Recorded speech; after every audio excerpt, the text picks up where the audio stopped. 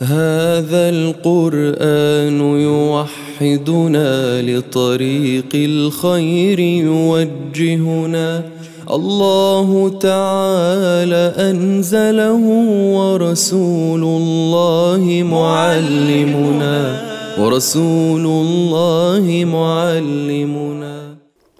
بسم الله الرحمن الرحيم والصلاة والسلام على رسول الله وعلى آله وصحبه ومن تبعهم بإحسان إلى يوم الدين أما بعد. Salam alaikum, bonsoir. Je m'appelle Moustapha Chahiri, j'ai bientôt 58 ans. Je suis marié et dans quelques mois ça va faire 35 ans. Je suis marié à une femme extraordinaire qui m'a donné 6 beaux enfants.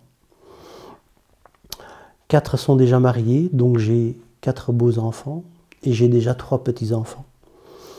Je suis informaticien de profession et je viens de terminer 37 ans de carrière professionnelle dans le secteur privé. Je suis arrivé en Belgique, à Bruxelles, en 1965. J'avais 5 ans et j'ai quitté un merveilleux hameau le long du détroit de Gibraltar, entre l'enclave de Cebsa et Qsar Sghir, à 500 mètres de la Méditerranée, à 2 km de l'Atlantique, au bas du mont Moïse, de Djebel Moussa, pour ceux qui connaissent un peu la région. Il se fait qu'en arrivant à Bruxelles, j'ai habité directement à Schaerbeek et pendant très longtemps, j'ai été confronté à une dure réalité de racisme institutionnel qui s'est très vite installé dans cette commune-là. Déjà en 1965, 66, 68, ça a duré une trentaine d'années.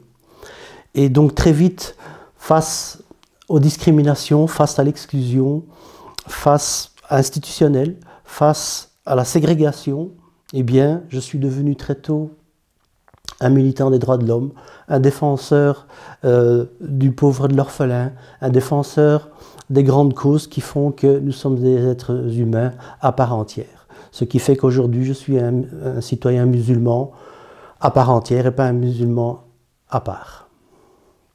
Et dans ce militantisme que j'ai connu très tôt, j'ai souvent été inspiré par, dans le Coran, par la sourate Youssef alayhi salam. Tout simplement parce que mon parcours de vie a fait que nous ne nous étions pas outillés pour combattre les discriminations, pour combattre les exclusions, etc. Donc il fallait quelque chose qui m'inspire, moi, en tant que musulman, ayant la foi héritée et construite dans un contexte très très violent sociétalement. Ça n'a pas changé. C'est devenu même pire parce qu'aujourd'hui j'ai dû, pour défendre les miens, pour défendre ma dignité, pour défendre ma famille, pour défendre une société inclusive et apaisée, je suis devenu président du collectif contre l'islamophobie en Belgique également. Et je me réfère souvent à cette sourate qui m'inspire énormément dans mon combat de lutte contre les discriminations. Et les discriminations, elles sont contextuelles. On ne sait pas qui vous veut du bien ou qui vous veut du mal. Et là, dans la narration de cette sourate, il y a un passage qui me parle très très fort. C'est quand les frères de Youssef alayhi salam, dans des circonstances que beaucoup de théologiens peuvent expliquer, mais moi je l'explique simplement par, à un moment donné, on ne veut plus de lui. C'est que on est capable de faire du mal à quelqu'un, même quand on est très très proche de lui. Ici, en l'occurrence, les frères de Youssef alayhi salam, ce sont ses frères, ce sont des fils de prophètes, petits-fils de prophètes, qui à un moment décident de lui nuire. Et qu'est-ce qu'ils font? Ils tentent de l'exclure. Et de l'exclure jusqu'à commettre un crime.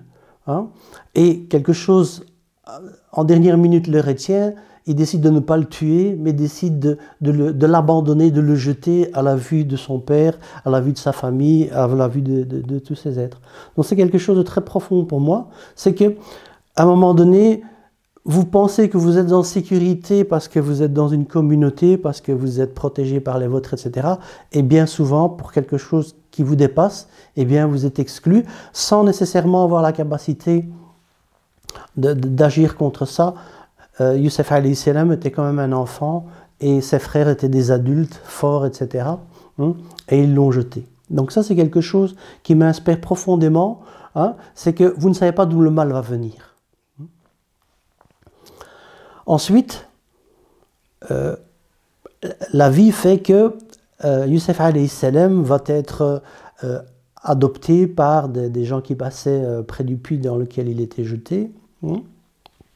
Et face à lui, d'un côté, il est exclu, et d'un autre côté, il est inclus. Il est inclus jusqu'à devenir une autorité extraordinaire dans le modèle socio-économique de Pharaon, c'est-à-dire celui qui gère les biens publics pour tous les Égyptiens, pour tous les habitants de l'empire pharaonique.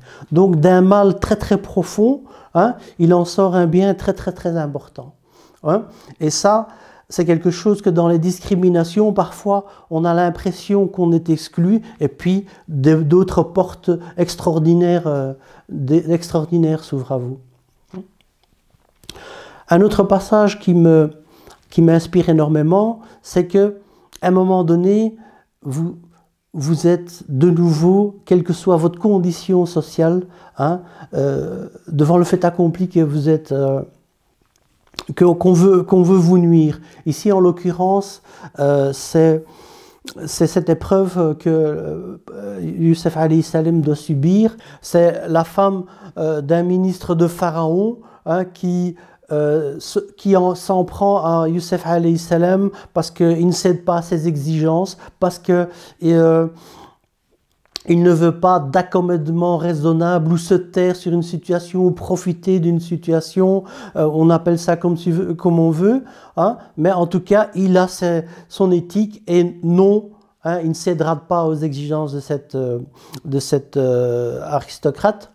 Et qu'est-ce qui se passe? De nouveau, il est exclu de la société, il est humilié par la société et on le jette en prison. Et là, tous les faits sont contre lui,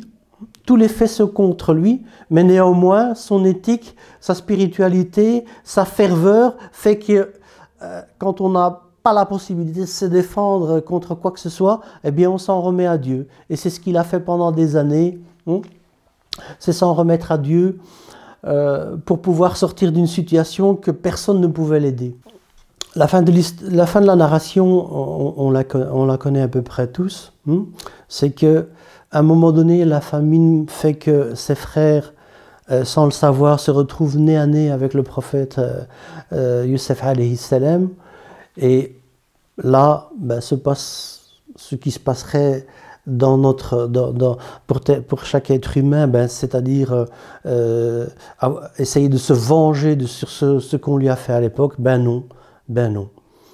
Le prophète alayhi salam se dit certainement que ça fait partie de sa vie, ces discriminations, même par ses plus proches.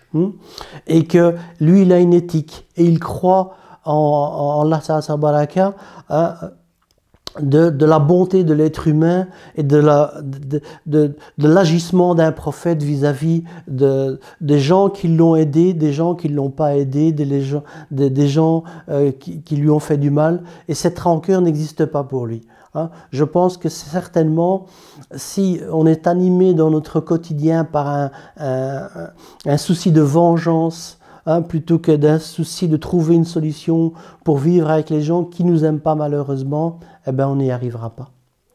Voilà, donc cette sourate m'inspire énormément dans mes actions au quotidien lorsque j'agis contre les discriminations. Effectivement, il y a des gens qui discriminent, il y en a qui discriminent volontairement, mais il y en a aussi qui discriminent parce qu'ils ne savent pas.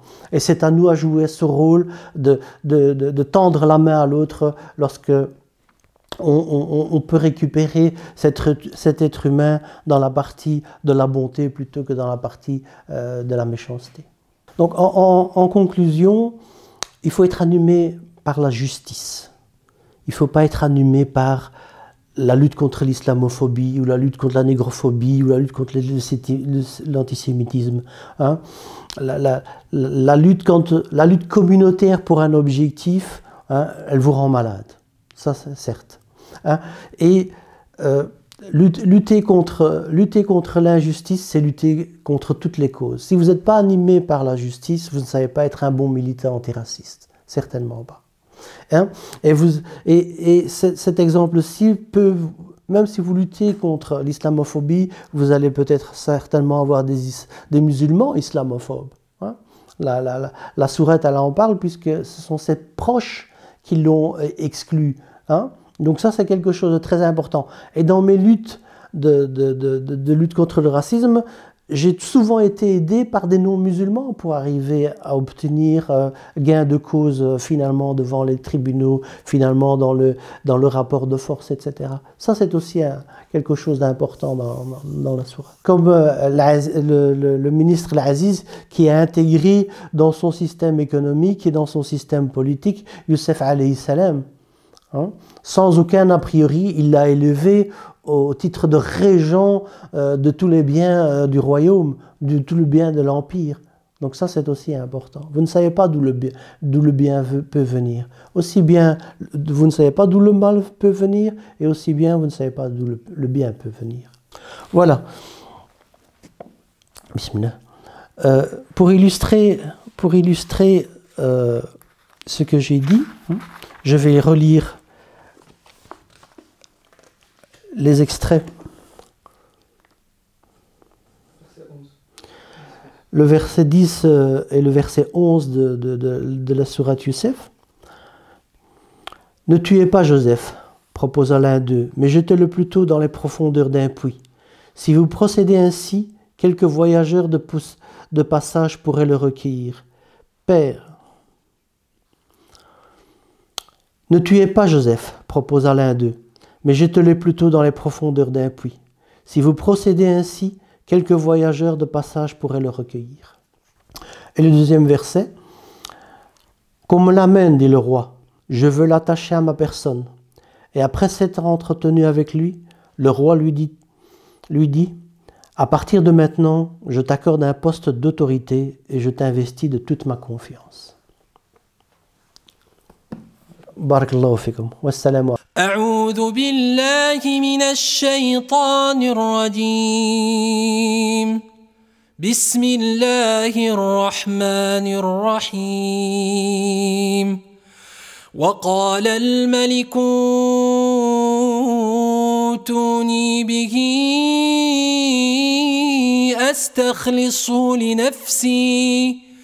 فلما كلمه قال إنك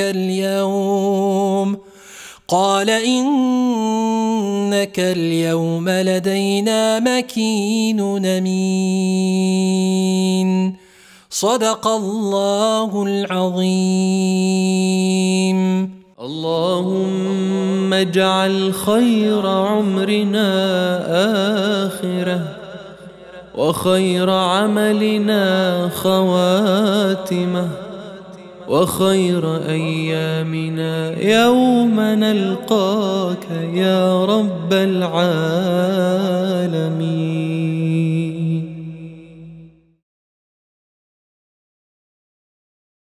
À un moment donné, à vrai dire, je pensais que c'était dans mon rêve que j'entendais ce son. Mais en réalité, ce ne l'était pas parce qu'on a commencé à entendre l'adhan en plus. On s'est endormi, donc on n'a pas spécialement fait attention, donc c'était l'appel à la prière. Et si mes souvenirs sont bons, je pense que c'était l'Asr. La personne est arrivée, donc elle a commencé à faire l'adhan. Et là, j'ai été... comment dire, c'était une sensation très étrange. Parce que je vous dis, je pensais que c'était déjà dans mon rêve. Mais quand je me suis réveillé, donc j'ai vu que c'était réellement la réalité. Et j'ai commencé à ressentir quelque chose que je n'ai jamais ressenti auparavant. Ça venait vraiment du fond de moi. du plus profond de moi, comme on peut dire. Et j'ai commencé à voir les larmes qui coulaient, tout simplement. Mais chose qui était un peu gênante, étant donné que j'étais avec mon ami, je ne voulais pas trop qu'il voit cette réaction que j'avais, donc de pleurer comme voilà. Et quand on dit on était un peu les pseudo-caïds, donc ça faisait un peu mal de pleurer là devant son pote.